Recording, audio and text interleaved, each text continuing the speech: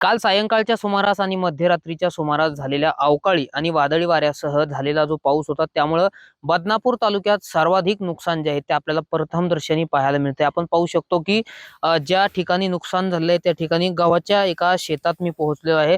हा जो गहू आहे तो आता या ठिकाणी आडवा पडल्याचं चित्र आपल्याला पाहायला मिळत आहे। ऐन हंगामात काढणीस आलेला गहू जो होता त्याचं नुकसान जे आहे ते मोठ्या प्रमाणात नुकसान आपल्याला जे पाहायला मिळतंय। आपल्याला या ठिकाणी आपण पाहू शकतो की बदनापूर तालुक्यातलं हे गाव आहे कंडारी।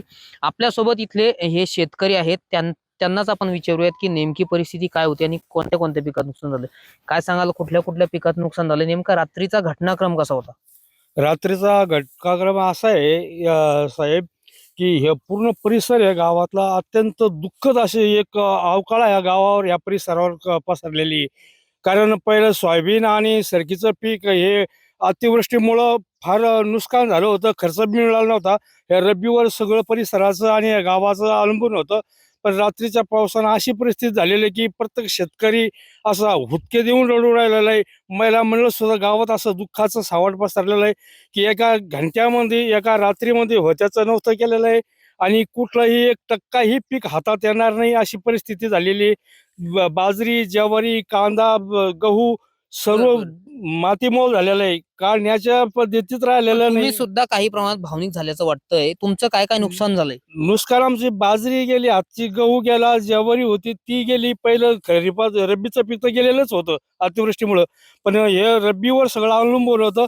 अशी परिस्थिती झालेली की हे आपण आत्महत्या केल्यापेक्षा बी जास्त दुःख आम्हाला परिसरामध्ये झालेलं आहे.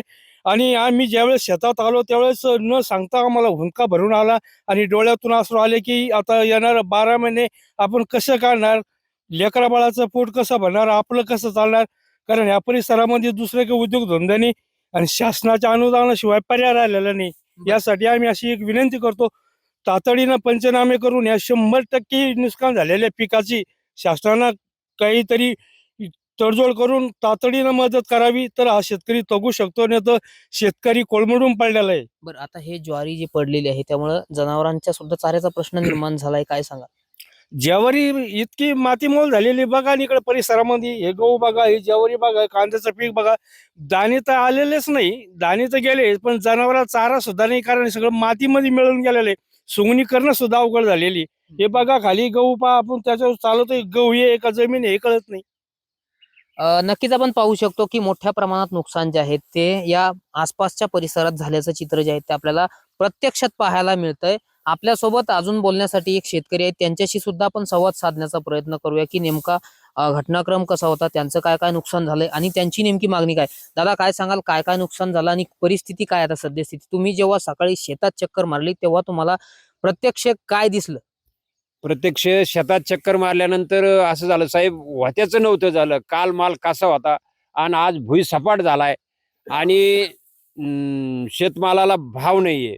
दुसरी गोष्ट, अवकाळीचं कधी पाऊस कमी झाला तरी आम्ही परेशान. आता पाऊस आणि गारा संगत झाल्या, वारा होता, जमीन उद्ध्वस्त माल झाला हा. काही नाही राहिलं आणि आम्हाला जेवढं मालातून बेनिफिट मिळणार, तर त्याच्यापेक्षा आता हे भुईसपाट झाल्यामुळे सड झाली. जनावरांचा चारा सडला बघता तुम्ही बाजूनं. अशीच परिस्थिती किनोळा असन, मोठी कंडारी असन, तुमचे असं बाजूचं पूर्ण खेडे, किनोळा शिवार आणि कंडारी हे तर असं भुईसपाट झालंय. बर. तर असं आमची मागणी आहे की बुवा आता याच्यात शेतकऱ्याचं याच्यावरच सगळं चालतं. मुलाचं शिक्षण असन, परिवाराचा खर्च असन, हा भरून न निघणार आहे.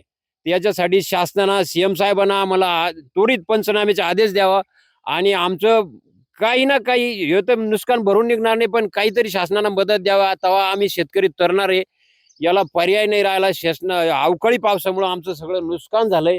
शासनाला ही कळकळीची विनंती आहे, मदत करा. ही पूर्ण परिस्थिती अशी जे शेतकऱ्याचे पूर्ण शिवार कांडारी असन, किनोळा असन, मोठे कांडारी असन. आता होत्याचं नव्हतं झालं असं म्हणावं लागेल? हो, 100% बघा ना तुम्ही, कॅमेरा झूम करून इकडं सगळं भुईसपाट झाला, माल सड झाली, चारा सुद्धा राहिला जनावराला. शेतकरी म्हणजे कोलमडून पडला अक्षरशः. एकूणच आपण जर पाहिलं तर ज्वारी असेल, मक्का असेल किंवा गहू असेल, याचबरोबर इतर जी पिकं आहे त्या पिकांचं प्रचंड प्रमाणात नुकसान झालेलं आहे आणि शेतकरी पुन्हा एकदा आता या अवकाळी पावसामुळे संकटात सापडलेला आहे। त्यामुळे आता मायबाप सरकारने आम्हाला काहीतरी मदत करावी अशी अपेक्षा जी आहे ती शेतकरी बांधवांनी व्यक्त केलेली आहे आणि काही शेतकरी आपल्यासोबत बोलताना भावनिक देखील झाल्याचं चित्र आपल्याला पाहायला मिळालं. रामनाथ ढाकणे, TV9 मराठी, जालना.